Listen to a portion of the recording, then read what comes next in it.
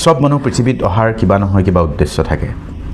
তুমি যদি ভগৱান বিশ্বাস কৰা, ভগৱানে তোমাকো ইয়াত কিবা এটা উদ্দেশ্য পূৰণৰ বাবে পঠিয়াইছে, আৰু সেই উদ্দেশ্যটোৰ মাজত তুমি নিজাকৈ কেইবাটাও ড্ৰিম বনাই ল'লা।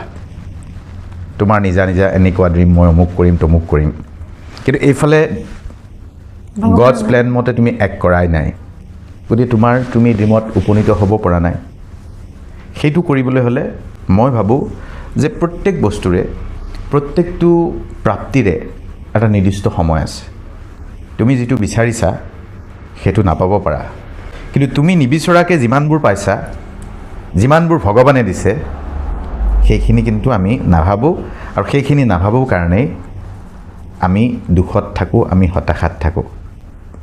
আৰু এইটো কথা দুখত থকা মানুহবিলাকে মনত ৰখা ভাল, এই পৃথিৱীত এনেকুৱা কোনো দুখ যন্ত্ৰণা নাই, এই পৃথিৱীত এনেকুৱা কোনো কষ্ট নাই, এই পৃথিৱীত এনেকুৱা কোনো পৰিস্থিতি নাই যি পৰিস্থিতিত তুমি প্ৰথম ভুগিছা, তুমি প্ৰথম পাইছা। তোমাৰ পূৰ্বে এনেকুৱা পৰিস্থিতি শত সহস্ৰ লক্ষজনে সন্মুখীন হৈছে, আৰু সন্মুখীন হৈ তাক হেলাৰঙে অতিক্ৰম কৰি জীৱনৰ লক্ষ্য উদ্দেশ্যত উপনীত হৈছে, জীৱন জিনিছে। গতিকে আজি যিসকলে এই অনুষ্ঠান চাই আছে প্ৰয়াসত, মই সেইসকলক কৈছোঁ, তেওঁলোকে যদি ভাবে যে মোৰেই সীমাহীন যন্ত্ৰণা, মোকেই ভগৱানে কষ্ট দিছে, ভগৱানক যিসকলে গালি পাৰি আছে, তেওঁলোকক কৈছোঁ, তেওঁলোকৰ দৰে জীৱন পাবলৈ বহুতে ভগৱানক প্ৰাৰ্থনা কৰি আছে।